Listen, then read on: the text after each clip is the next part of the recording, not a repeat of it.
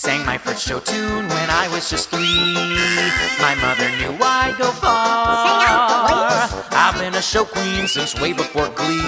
Now I'm a Broadway star. Well, not exactly, but my friend has a friend who knows Idina Menzel. Well, you know, I mean, sort of. So things are happening, you'll see. But till my ship comes in, I've got a lot to tell you. Let's start chewing the scenery with... Welcome to Chewing the Scenery with... me. Turn off your cell phones.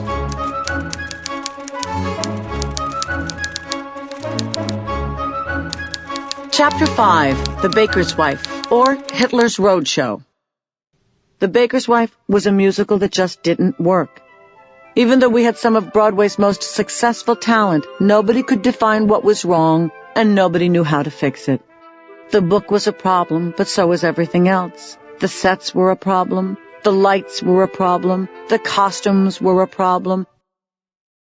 The orchestrations were a problem. The choreography was a problem. The relationship between Stephen Schwartz and David Merrick was a problem.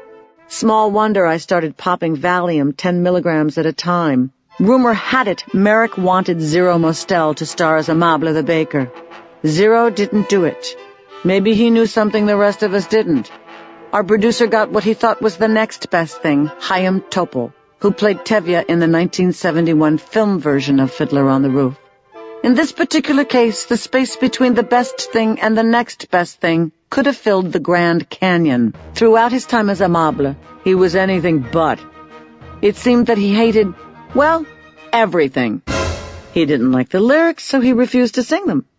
Paying audiences actually heard blah, blah, blah, blah, blah, blah come out of his mouth. I know there are supposed to be 2 sides to every story, but believe me, both sides thought he was an asshole.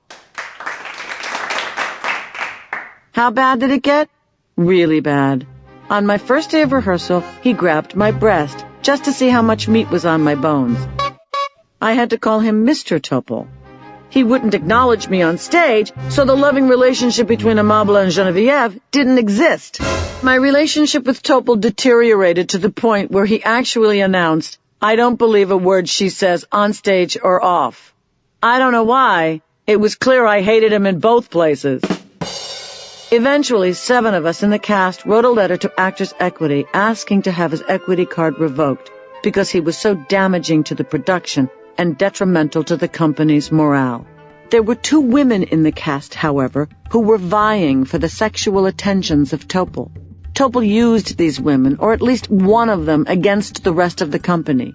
His dressing room was opposite mine, and on many occasions I would see the younger and sexier girl walk into his dressing room in a short dressing gown and coming out later with it half off. The other one, who was not as young as the sexy Corinne, was desperately in love with him. At one point, when she found out about the 7 of us who wrote the letter to Equity, she just looked at us with rage and tears pouring out of her eyes, screaming, "You're shits! You're just a bunch of shits!" Here. Have a Valium.